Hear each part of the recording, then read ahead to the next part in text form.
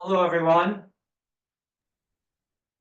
Today is Thursday, April 10th, 2025. My name is Nick Aracco. I'm CEO and founder of CFO Alliance. I want to welcome you on behalf of the CFO Alliance community and my colleagues here today.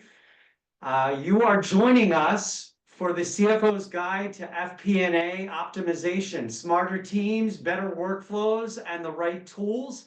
This is a CFO Alliance virtual event. Before I introduce my esteemed friends and colleagues, I want to do a little bit of housekeeping.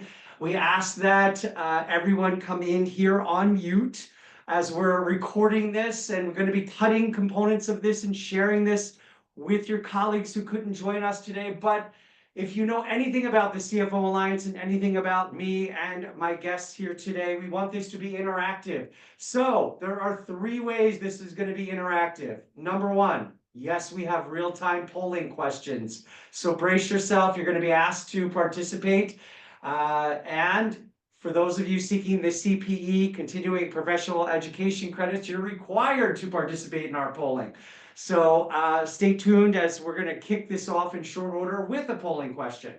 Number two, please chat. This is not only your chance to connect with your colleagues that are here today, but we're going to be stimulating that chat with some comments and questions. And we ask you to communicate not only with Ryan and Ben, who I'm going to introduce in a moment, but also with each other, because this is a community like no other, driven by dialogue and exchange. And third, yes, we asked for Q&A. So Greg Wood, my co-founder and business partner for many years, is here today and we'll be monitoring for that hand raise. And if the hand raise is not working, just come off mute and say time out, and we'll stop and we'll take that question of yours. And we will also save some time at the end. I promise you two, we'll get you back into the busy day, because wow, days like this, now more than ever, we need each other. As I mentioned to you, I am so pleased to have two colleagues here today with us. First and foremost, this webinar is powered by our newest partner, Abacum, and that partnership would not have come together without the time, energy, and efforts of our friend Ryan McDonald, who heads partnerships for Abacum, a dynamic team of people that are revolutionizing the efforts and the performance of FP&A in the global mid-market space. So Ryan, welcome. You know, you've had quite the journey in technology and innovation in your career as well. You can connect with Ryan not only in our community, but via LinkedIn, and you're going to see someone that's been at the forefront of the advancements of machine learning and AI and solutions in a variety of different applications through the office of the CFO and other components of business. But Ryan, you're relatively new to the Abacum team, less than a year in, but enough that you've got your sleeves rolled up. Tell us a little bit what drew you to Abacum and what drew you to this partnership. Yeah, thanks. Maybe just really quick intro, and then that'll also give more context and why I've joined Abacum. And Ryan McDonald. And while I'm not a finance operator, I've had the privilege of working closely with thousands of finance professionals, especially over the last 7 years. My experience in the FP&A software space has given me a really unique perspective on what works and what doesn't, and kind of really what works for the mid-market too, because there's a greater level of complexity that's needed from the SMB. And when it comes to, especially when it comes to optimizing and implementing FP&A solutions. And I've been fortunate enough to build an FP&A software company from the ground up over 5 years, all the way through Series B. And through that journey, I learned the complexity that's needed in a platform to handle the mid-market. And when I looked around and I wanted to find a platform that could really fit the mid-market well, that's modern, I found Abacum, and what they've built is truly amazing, very modern, and has the flexibility to handle the complexity of multi-entity businesses that have tons of dimensionality needs in their model, but also allow for collaboration and ease of use for other operators within the organization. So glad to be Awesome. here, and yeah, excited to share some insights from what I've learned.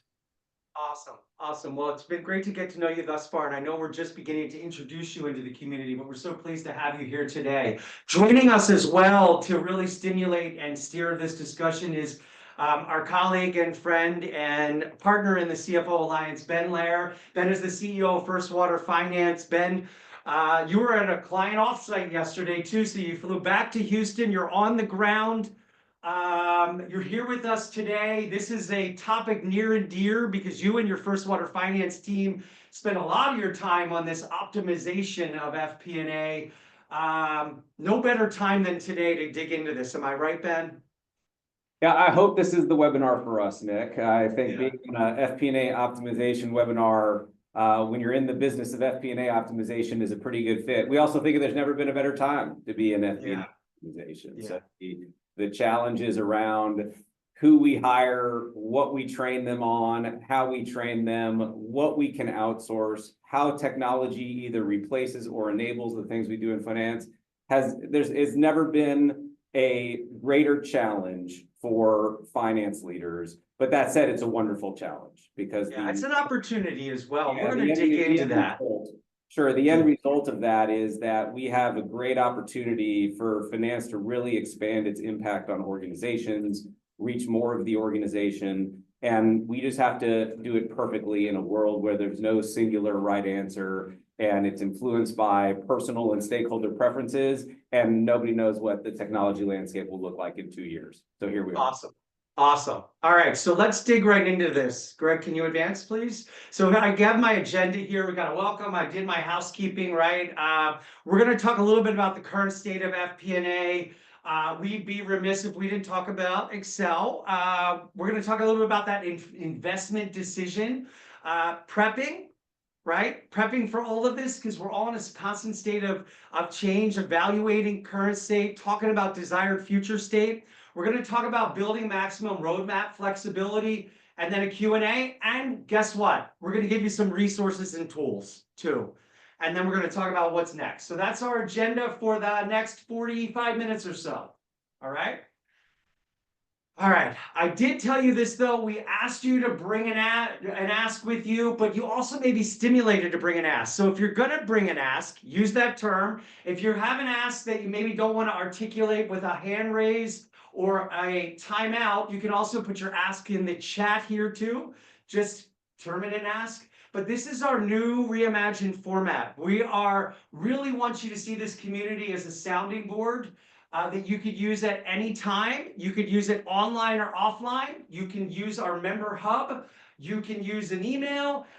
You can use the phone, or you can use an in-person or online event. But that's what we want you to view this community as, and today as an example of that. So you walk away with what you need, what you want, on demand, anytime, anywhere, anyhow. Let's open with the first polling question. All right, so this is interactive time. Polling question number 1. Since we have good representation here, representing the members, what's your biggest FP&A challenge today? I want a single choice. So think about these, right? Current tech stack limitations, data accessibility, quality issues, team capabilities. So we got the talent side or gaps, team capacity or output. What was that? Stakeholder demands being too much, or another one we're missing. Take a moment, take a deep breath, pick one, and I'll give you a 4, a 3, a 2, a 1, and we'll close it. And I'll ask Greg to publish. And I've got first, data accessibility and quality issues, gentlemen. Reaction response first from Ben Lair. What do we do with that first, since that's number 1, Ben? Because we want to bring an ask now. What does that mean to you? Yeah, so on one side, I think you have garbage in, garbage out. If the data is bad, no matter what you do with it, no matter what tools you can, you're not going to get something good. And I think that's the easy one. But the sort of more nuanced element of it is probably around actually getting at what we want. So with rising tech stacks across organizations, our data is now being pocketed in kind of a higher number of areas, and our ability to sort of move that around to get it to central places so that we have the discipline and control over access to it, but also sort of making sure that everybody is accessing the same thing is a real impediment to FP&A efficiency, and it's not surprising to see that as the top item. Yeah, Ben, we saw when we went out to our CFO Alliance members in December and early January. So December of 24, early January 25. What was it? 24 to 30 different finance and visualization tools. We saw 45% of CFOs have data integration and visualization initiatives planned this year, right? So this kind of goes to addressing these data accessibility and quality issues. Ryan, your eyes must light up when you see current tech stack limitations being the challenge. I mean, that has to be one of the major drivers for Abacum to be kind of brought to the table. Am I right? Yeah, sure. And I mean, and also to add to the accessibility and quality issues, like Ben hit on the top two, I'd say also one thing that we hear all the time is how do I make this more self-serve for my operators in the business as well? And so not just accessibility to the data for finance, but also for the rest of the organization, so they can be held accountable for the metrics that they're being measured on. And then, yeah, absolutely on the tech stack limitations piece, I'm talking to hundreds of finance professionals all the time, and Excel is an amazing flexible tool to use, but even the most competent Excel users or Sheets users that have built up ways to connect to data, at the end of the day, it's not a database. It's extremely fragile and creates a ton of risk, and also mental instability or stress, because at any point in time those things can break. And so I think just what tools can you put in place to where you can trust the data that you have, even if it is coming in, and that you're able to output information that the business can run on, is important. Yeah. So, gentlemen, the most common kind of entry point for discussion, or probably even think about when a finance leader steps into a new role or is even assessing a new role or opportunity in an interview process, and they ask about the current state of FP&A, and they're kind of asking for a grade on that enterprise's ability to forecast or inability to forecast, right? In this current environment in the mid-market, and I'm going to ask you first, Ben, most frequently, what is the cause of that inability to forecast? Is it the technology? Is it the team capability? Is it the capacity? I mean, look, we go through these fits and starts, and don't tell me it's all the above and it depends on the organization and the like. I know that's the easiest answer, but right now in the environment we're operating in, with a lot of volatility, a lot of uncertainty, and a lot of factors coming in and through finance, is there a common answer?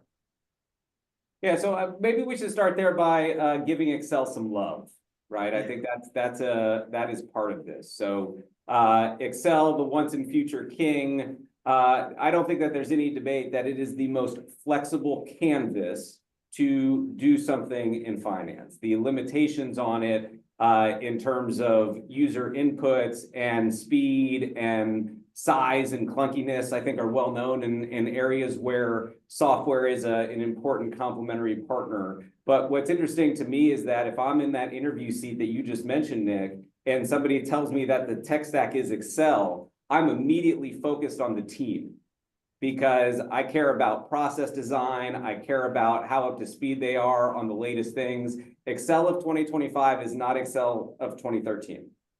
And being within the Microsoft ecosystem and the integration and connectivity and how it plays nicely with other things is going to give it a lot of legs and continued legs. And I think the expectation is that even when we're utilizing other software solutions, Excel is still part of the FP&A stack, and it is not going anywhere. However, with the rise in capabilities, with the rise in demands, it does require its own skill set and a big focus on process design to make sure that those controls or discipline are there, because like Ryan said, without those things, it can become very fragile very quickly. Yeah, and I mean, we recognize that Excel is not going away either. And how do we bridge that gap? We're a web-based platform, for example, and there's a lot of advantages that you get with that, which I'd like to address here to that last question. But we also recognize that it doesn't go away. And so we've built an Excel connector that creates a live real-time integration to push and pull data from Excel so people can operate in both areas and get the best of both worlds too. We had at least 5 people say other, and Greg, I asked the others to kind of put in the chat if they wouldn't mind sharing. And a couple of them have shared. And so I'm going to ask if it's okay. I'm going to ask one of them to come off mute just to read their other if they can. And if they can't, they can comment in the chat and I'll read it. But Tim Natty, can you come off mute and just read your other, and so I can pose that to Ryan and Ben? Yeah, man, I can do that. Okay. Good to have you guys, by the way. FP&A is a super exciting field, so I'm excited for the platform here. My response is my other is having leaders who don't understand the power of data, what we call the ubiquitous one source of truth. So as I keep pressing its importance, I get pushback that is counter to what the data is actually telling us, and with the conclusion being naturally that, oh yeah, Natty must be wrong, rather than, oh shoot, the data is telling us something we didn't expect. So what I'm finding is that almost like the folks who want the information don't really want the truth. Play with that one for guys. Yeah, I mean, I've led sales and business development for a while, and yeah, you always want to succeed and you don't want to have bad news, but it happens. And if I see metrics that are off or below performance, then I want to know, how was that calculated? Where did it come from? I think it kind of goes back to the data accessibility issue that everybody has too. If I'm an operator and I can come in and I say, oh crap, why? All right, I'm behind target, but then I can drill through the source of truth and I can see kind of what's making that up. Hopefully I then can like trust the data more, right? And that reduces some of the conflict as well. But yeah, good point for sure. Ben? Yeah, Tim, I think it's well said, and it gets back to this concept that finance is and remains a people sport. And technology, software, and platforms within the FP&A space are giving us a lot more ability to sort of distribute information and truth farther within our organizations. But there's that doesn't take away from the finance business partner role when it comes to finance and FP&A. It actually makes it even more important, because now we need to be out actually engaging, and hopefully we have more time for that because we have technology enablement. To be working with those stakeholders so that they are not only are they not fearful of the truth, but they feel empowered by it. And we're sort of being that translator and connecting it back to business performance and financial outcomes. And I think it aligns really with where we all want to see finance spending more of its time as we get more tech enabled. Okay.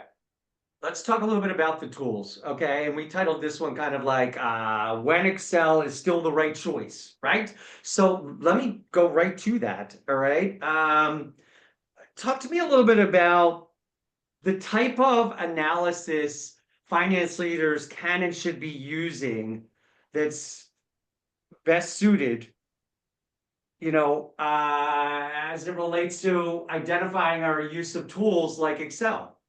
Like talk us through that to begin with.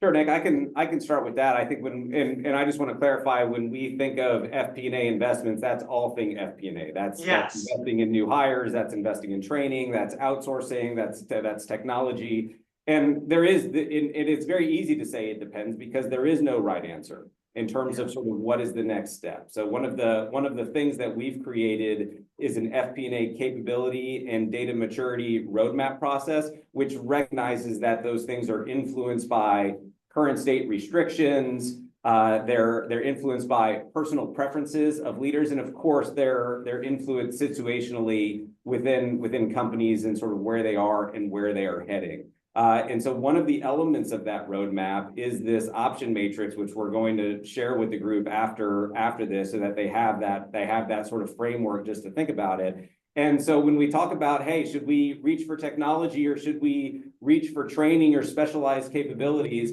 there is a finite number of variables that we sort of need to balance in there. And they're very qualitative in nature. Some of them are quantitative, the cost. Some of them are quantitative and qualitative, time. And then we have these, there's just a finite group. So is it going to be successful?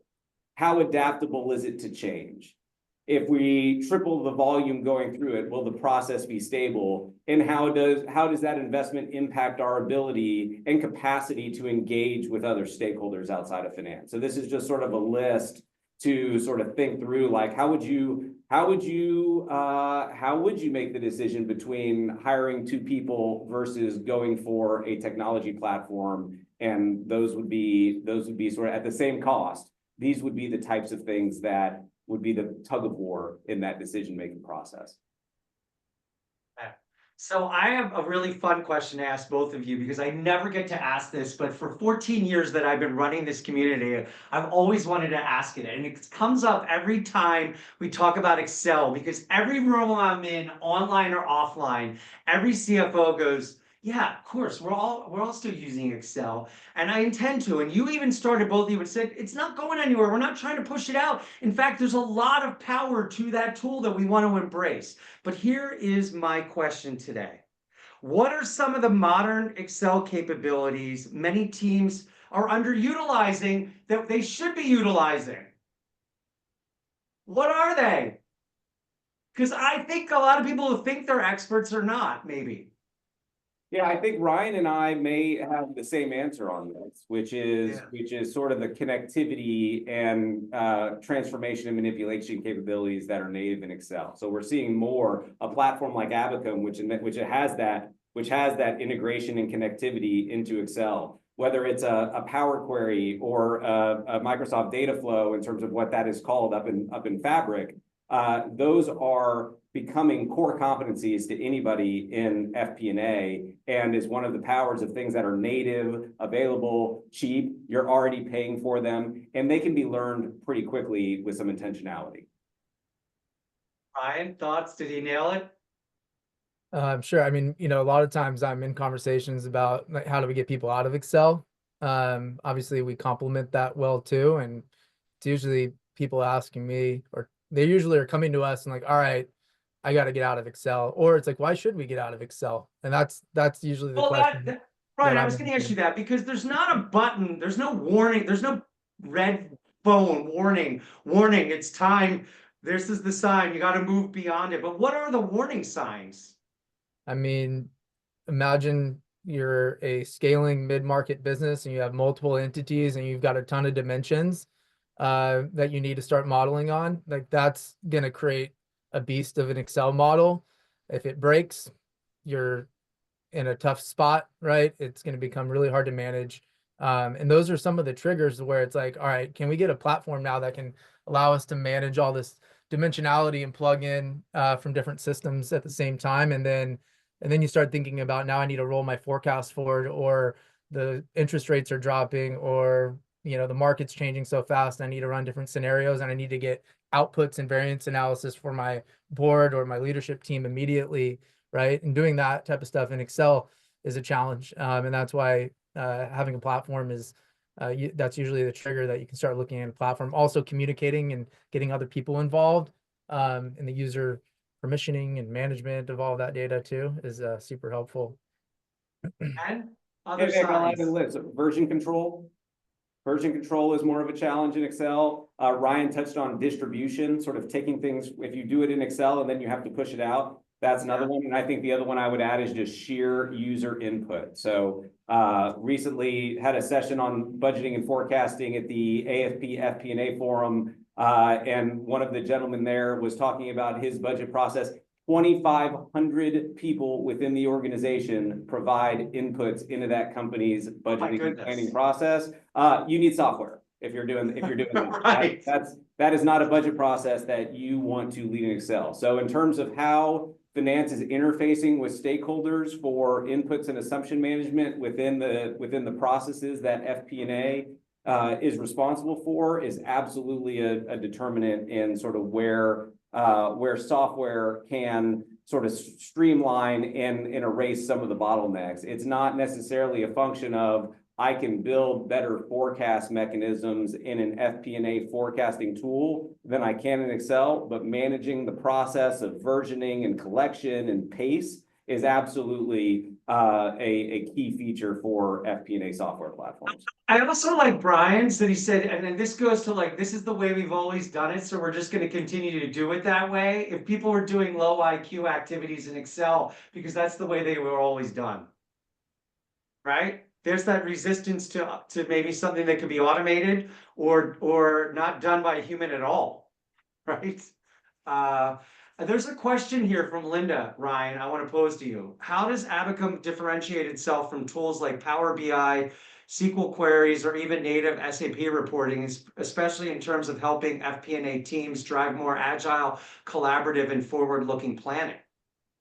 I think Ben just answered some of that for me there around user permissioning and allowing many people to come in to the platform. And then just the speed at which you can start to execute on some of these use cases too, are all key reasons, and especially the collaboration piece as well. And then you can and the amount of data that we're pulling in is extremely granular. So you can get your short-term planning done, but you can also build assumptions for long-term planning too, and run multiple scenarios extremely fast within the platform and get the outputs done quickly as well. So there's more specific use cases depending on the needs of the industry and the business. But I think those are all key reasons why it's worth taking a look at and exploring. Yeah. Also, it looks. Also, I would say, Visually, Abacum as a modern platform is very sexy, very beautiful looking compared to the platforms that you're talking about right now. And having people that can design a very, very modern look and feel that attracts people in to want to use it and understand the data behind it is also a great advantage. don't underestimate that in this day and age, especially as it relates to a key stakeholder and their engagement and use of information and the way they prefer to receive and process that information. Am I right? That's the first time I've heard that we should be feng shuiing the FP&A function. So that's a new key takeaway here. There's the West Coast vibe, Ryan. All right, polling question 2. Here we go. Get ready. What does your organization currently utilize for your FP&A tech stack? Check all that apply. So you get to choose here as many that apply to you today. Excel spreadsheets, third-party data integration tools, standalone data visualization or reporting tools like Power BI and Tableau, ERP, FP&A modules like NetSuite or Sage Intacct, dedicated integrated FP&A software platforms like Abacum or Anaplan, or other. And you get to select all that apply, okay?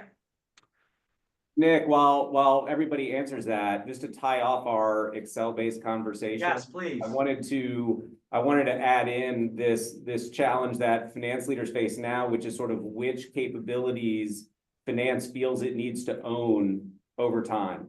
So if one of the benefits of technology would be data connectivity and integration, if you don't have that, then you have to make a decision about whether you're going to develop those capabilities within your team or rely on an IT department. And so this tug of war in terms of sort of what falls under the purview, ownership, and control of finance is a big part of these roadmap considerations and can very much come down to the preferences of the individual.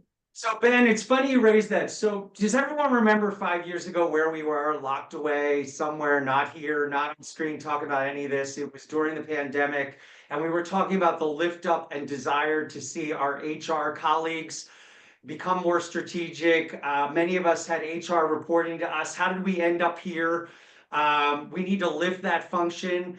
I was in Denver on Thursday. The conversation went to a discussion about where does this sit? This tech enablement, this tech movement? Should it be sitting under the CFO? How did it end up with us? Or should this be really be the opportunity to lift that technology function away from the compliance, administrative, cost-driven function to that more strategic data enablement, decision-making function that it can and should be? Or does it still need to sit with us? And I think it's a healthy point that you raised, Ben. And I think that it opens itself up for discussion and debate. I think there's a SWOT analysis there, right? I don't think there's an easy one answer. I think the capabilities inherited or that are in place today need to be evaluated. I think it will change, much like many of you have seen and or prompted the change in your HR function. And that change may not be a swap of a person, but maybe how that function is designed and gets executed. Right? Okay. All right, we got an answer here though. Everybody's here on Excel, right? About 40% on an ERP FP&A, about a third on a standalone, almost a third on a third party, using a third party data integration tool. Only 1 in 5 really using a dedicated one at present. I think that's probably a lot higher than it was even 3 to 5 years ago, Ben, don't you? What do you see from a trend standpoint?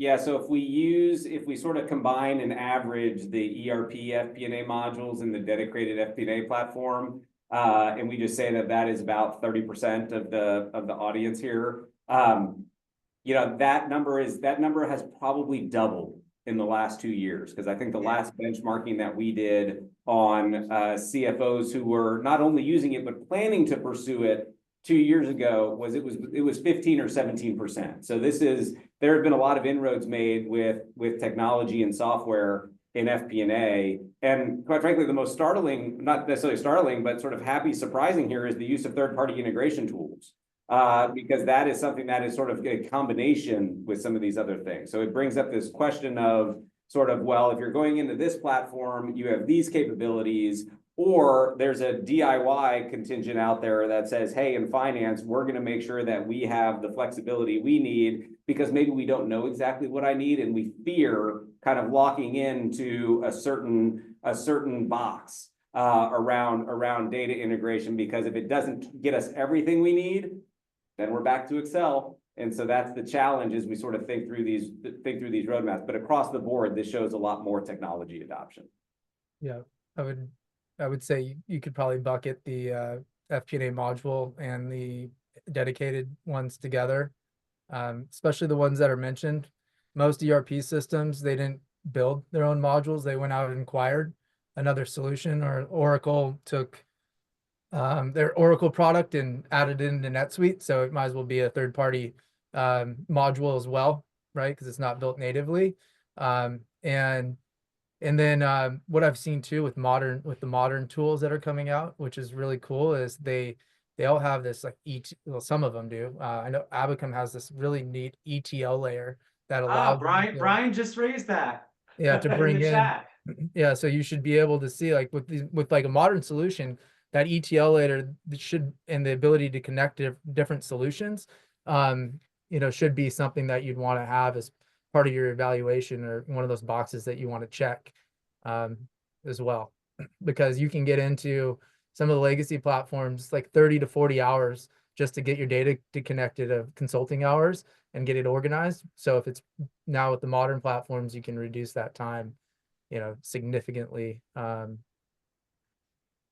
So where are we on this journey around ETL being taken advantage of in the emerging and mid-market space? Is this like this, that from a percentage standpoint, is this emerging from a trend standpoint? Yeah, I think so. Especially with AI capabilities to help you, like, not only like quickly connect to the data, but then also help 10%. organize the data too. And we've done some really cool things at Abacum with AI, first of all, making it easy to connect to data and define all your dimensions, so you can standardize that across your ERP, HRS, CRM, data warehouse, but then having the AI actually help you organize all of it. And as data comes in, make sure that it's clean and it's in the right spot, because like Ben mentioned earlier, kind of garbage in, garbage out. regardless what system you're using, it like the data coming in needs to be good. Yeah, I mean, Sonia mentioned that in there. Data warehouse management is key to quality outputs. So collaboration with IT is important. Need informed leaders on the business side to ensure the tech support is adequate. Brian said, time out, there are new technologies beyond data warehouse, ELT versus ETL. If we only have a small portion of the emerging and mid-market CFO taking advantage of that technology, we at CFO Alliance have to educate, engage, and empower our colleagues to understand, consider, potentially adopt that technology when appropriate. That's a mandate on our side to start that evolution, right? Bring that to light. One of the things we need to do. Agree? Yes, Nick, you know Ben? how every tool now, every single tool that we have has like a little AI widget in it? Yeah, That is essentially where ETL is right now. So Yeah. ETL, through all the tools that we use from the point of data capture to our output, with that we have little ETL box. capabilities, whether it's Yeah. in data connection and integration platforms, no code, low code, workflow automation like an Alteryx or a Make or anything like that, down to Excel, Power BI, Abacum. We have ETL available throughout the tools that we use across our organization. We just don't know they're available sometimes. Yeah, but we also, it becomes its own central source of truth is where Yeah. we do our ETL work, Yeah. how we make it available to others. So this idea of how is the business going to serve itself? We need to sort of think about our transformation activities as part of those central sources of truth. Yeah. Yeah. You know, it's interesting. It creates an additional trait or profile or reputation opportunity for the CFO and that finance function if that becomes something they're known for. Don't you think? Yeah, I think data management is going to be pretty high up the targeted CFO skill set list. Well, we gather in Scottsdale at the end of June. This has to be part of our discussion. Has to be. But what we're going to need is some of our members and leaders that are kind of waving this flag to really help all of us along in that effort with some specific application of this in the day-to-day. All right, let's talk a little bit about prepping for the tech and the partner selection, right? Because we're so candid and so willing to show our vulnerability and talk about the mistakes made after the fact. I mean, the case studies are endless. We see it online and offline amongst the CFO Alliance members. We're willing to tell each other, don't do what I did. Don't make that same mistake, right? But let's try and get out in front of this. Let's talk about a little bit of some tips, Ben and Ryan, prepping for tech and partner selection. All right, Ben, kick us off. Yeah, so I want to defer to Ryan because he's going to have the war stories and the horror stories about, getting into the wrong conversations with finance leaders who may not have made the critical decisions and done the critical prep work so that they're able to go through that technology process efficiently. The comment that I would put out there is really understanding what we're trying to solve for with technology as part of our larger finance function roadmap. Are we looking to technology to avoid the need to develop competencies of other skills, which is not a bad thing if it makes sense, which has a lot of factors to it, or are we looking to it for incremental enablement? And so the way that I would frame this up from that perspective is you should be sure before you start talking to providers. And keep that consistently brought up, right? What you're saying is don't let that be lost in the how and that, right? Like there's where the CFO voice can continue to be raised. Well, and Ryan will know, and I'll let him get to it here, but there are a lot of similarities across platforms. If you are looking at budgeting and planning software, guess what? They all do budgeting and planning. So you have to get into sort of some of the nuances around that ROI that you're trying to get at to really be able to properly assess the differentiators between the platform, and speaks to a number of reasons why we like Abacum. Go for it, Ryan. For sure. I think, and first of all, like I mentioned before I joined Abacum, I helped build a company for 5 years, and ran revenue and customer success and marketing. And Hundreds of customers were sold. And I was also responsible for retention. So we would be looking at, all right, why are these people churning? And looking for the patterns on how do we make sure do we bring on the right customers so they don't churn. And they can activate faster, right? They can adopt quicker. And so it was looking at the personas and that would come in and also the sizes of the business and the focus of the finance team too. Like how big was that finance team? Do they have a dedicated person? Does the business have requirements around reporting at this point? Do they have requirements around rolling forecasts and a lot of different things too that we'd also enable like the sales team to ask those questions to ensure that we're not just bringing somebody on because they heard about it and they want to buy it, and then we go through the process of implementing them and they don't show up to half the calls or they don't have a dedicated champion, right, that's responsible for that. So I think going into the any implementation, you need to make sure that you have a person that's going to own it and they're going to be measured that it's a success, and held accountable for that too. And you have an executive sponsor that's going to be part of that. So that's important. The data has to be clean as well, because if you go to implement and all your data is all over the place, your implementation is going to be slow. You're not going to get the time to value that you need because you can't, your books aren't clean yet, right? So hopefully by the time you get to a mid-market SaaS company, most of that solved for. And then there's a lot of nuances. I think hopefully like you can go into some of these conversations and maybe you're not fully ready, but you can learn, and the salesperson on the other side or the company you're working with is doing a good enough job at discovery to help you along that journey on like what you're not thinking about, because some people might just look for a solution because their CEO wants scenarios every other day, and I need scenario planning, right? And they help you uncover like, oh, I can solve for my rolling forecast. I can get finally a 3-statement model that I know is never going to break put together, right? I can collaborate on departmental budgeting better, right? So there's a lot more value and a larger gap from your current state to your future state that you didn't think about. And then to Ben's point as well, some softwares kind of look the same. The barrier to entry to building a FP&A platform is actually really, really big. And it's what's happening behind the scenes and how things are getting calculated, and the models and the capacity and the performance of the platforms. There's a lot of nuances. And so making sure to understand what's a priority for you, and to spend a lot of time on not just like, I think the first, like things like, can you handle my amount of data, right?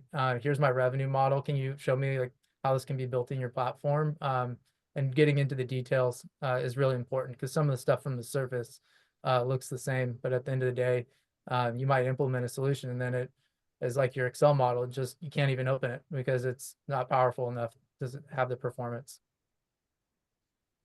So Ben, you got a question posed at you by Brian Lapidus here in the chat. I don't know if you saw it or you want me to read it out loud to everybody. I got it. So Brian, thanks for the question.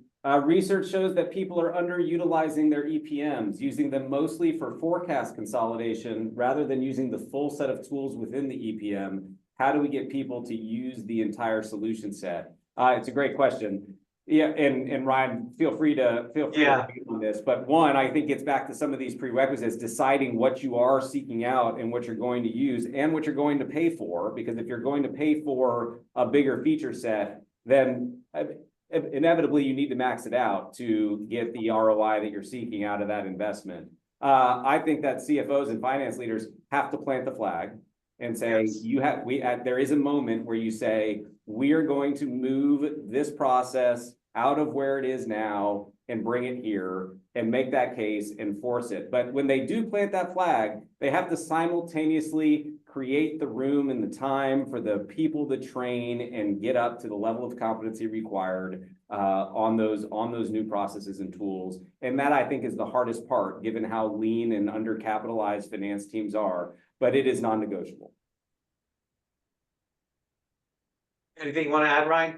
Yeah, I think, obviously I'm going to be sounding biased because I'm talking about a solution like Abacum that's modern, but, we have partners that are moving over that partner on implementing second gen platforms as well as enterprise grade platforms like Anaplan.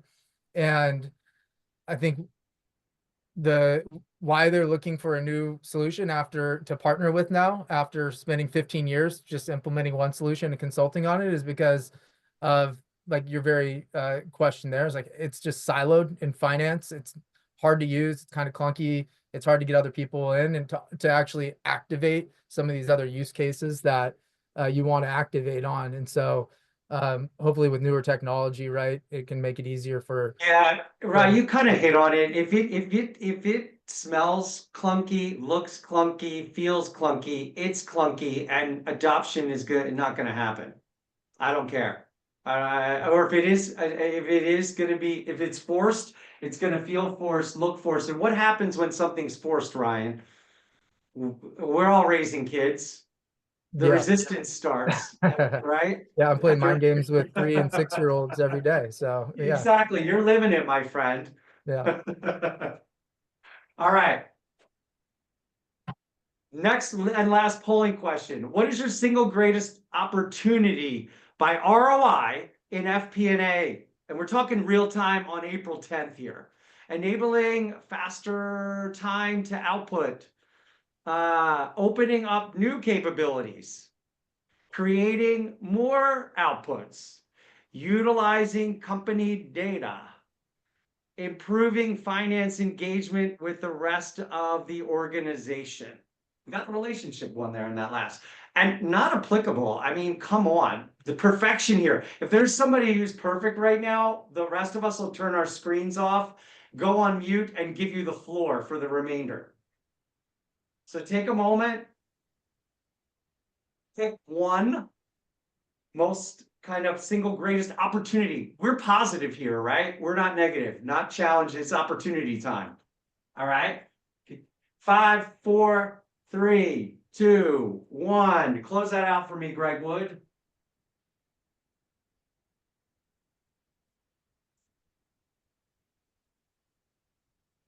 Oh, all right. Let's look here. Opening up new capabilities, rolling forecasting, financial modeling, top choice. But then you got some clustering here, guys. Take a look at that. There's no real clear like push here. We're kind of all over the board. Thoughts? First, Ben. So we need to get better at everything? Is that the? Yeah, we're kind of answer? the community that's like, let's get better at everything. I like that. We're real. Yeah, so this sort of shows that the opportunities in FP&A are across the board.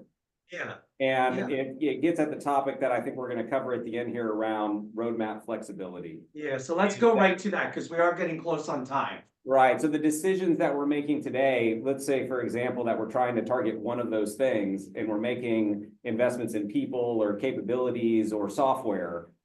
We have to really keep an eye on all these things and what they're going to say. So this is when we say beyond the next step, there's sort of a domino effect in these investment decisions that we make. And it's a big function of the roadmap process that we go through with companies, which is, okay, we'll help you figure out the immediate next step to go after targeted advancements in ROI, but you cannot do that without thinking about what then happens thereafter. And so, there's another one after it. Right. That's what you're saying. This is a great data, sample data that shows that when we go after one of these things, there's another one right behind it. And what we have to start thinking through, and there was a question in the chat from Linda around agentic AI, is one of the things that we all need to consider is that we don't know what's coming. No. And there's not a person out there that knows what agentic AI solution is going to emerge as a major winner in FP&A 2 years from now. And so what does that mean? It means we need to preserve flexibility. It means we need to make investments with that uncertainty being a base case. And as we think about data, we need to think about future access to that data and the way that we want to be able to leverage that data far beyond the things that we know right now. And that is hard. And it gets to this concept of the pain of pivots. And we've talked to a number of companies who would invest in a platform like Abacum And they're fine if, for whatever reason, they feel they need to move to in 2 years. And there are other organizations where they say, well, if we're going to go through this pain now to really figure it out and pick a horse and make the investment and work the implementation, then that better be the solution. And I think that gets at some of the friction and the delay in being in action is that, you know, how do we think about these things over a longer period of time when we know that everything is going to change? Yeah. Yeah, it's a journey, right? Is what you're saying.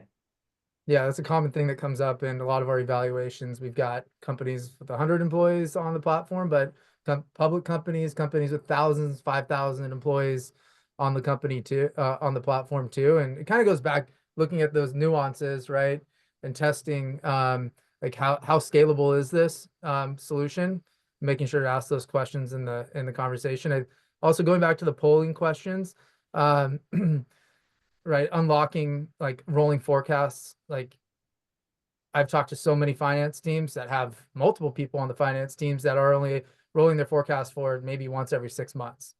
But things are changing so fast. They're hiring people that they probably shouldn't hire if they rolled it forward like every month. They might not make those decisions to spend that money based off of a plan that was set, you know, the quarter before. So unlocking those capabilities, I think, helps the business make decisions faster and more likely to succeed. So can I ask you guys a question? We had a group gather in Denver Thursday morning. We had a group gather in Orange County Tuesday night, and I got a question thrown back at me from one of our members that came out of that.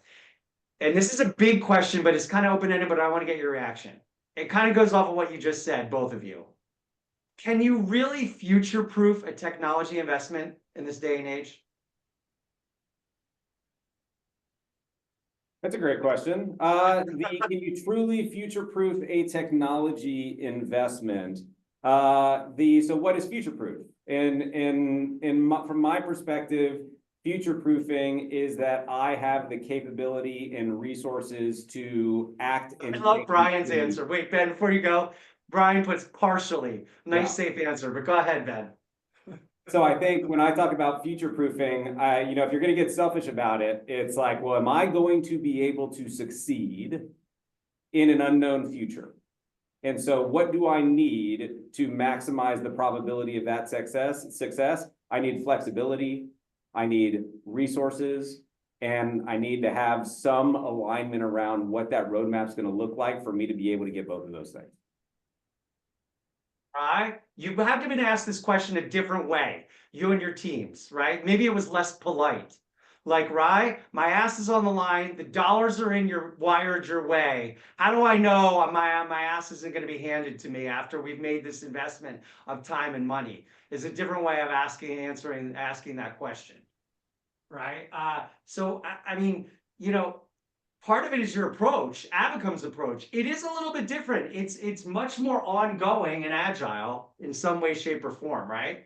Yeah, and I think it goes back I mean, to it's part of it is also your CEO and leadership team too. They're very different in terms of their mindset and mind share too. I think it goes back to the whole framework too that Ben's like talking about. It's not just about the technology. It's also about kind of the process and the people and everything. So your internal team, but also who are you partnering with? How are they going to ensure that you're going to get implemented? And then how do they care? How do they show you they care about activation and adoption? And what does that part of the customer journey look like after you go through implementation, right? How are they going to support you for the first 3 months after that or 6 months after that? And what are the resources they're going to put behind it as well? I think those are all things that you want to think about. I see a word here that you're embodying, which is commitment. And I think what we've talked about here today, Ben and Ryan, with your help, is commitment. And what I'm going to promise to you and thank all of you for, and Ryan and Ben, is commitment. Commitment to this community, commitment to each other, commitment to continue this dialogue and this journey with us online and offline, because this is an evolution. There's also a bit of revolution tied to this too, because so many of us work in emerging and mid-market enterprises that when we look at this technology evolution happening, we end up underneath or below that kind of line. And we have every right to be above the line. I think there's power in the collective here, power in our voice, power in our efforts if we band together. And we have that ability, and we have that opportunity, and we have that responsibility. So from here, gentlemen, yes, we have recorded this. We'll cut these and we'll cut some key points that you raised and we'll share it with you and with the broader community. And we'll also attribute some of the key points raised in the chat to the key people who chimed in. So thank you. And if you were a spectator, we thank you as well. Resources, Ben and Ryan, both of you, your respective enterprises at First Water Finance and Abacum are providing tools and resources as an output from this, and you're going to make those available. Am I correct? Yeah, we've gotten so many RFPs and so many checklists that we've aggregated like a best practice kind of RFP checklist Awesome. that I can share out with you guys too. Awesome. I appreciate that. And then finally, this is ongoing in our community, online and offline. We are on the road. We are on the road at our roundtables, our tech and talent meetups. We're online in our member hub and member asks, and our meetups and roundtables online as well. Most importantly, we are readily available for each other. So we have 30 seconds left. I thank you for joining us today. I thank you, Ben Lair and Ryan McDonald, for your continued push and press in optimizing FP&A. And I look forward to seeing all of you online and offline in the weeks ahead. Stay well and stay connected. Thank you, everyone.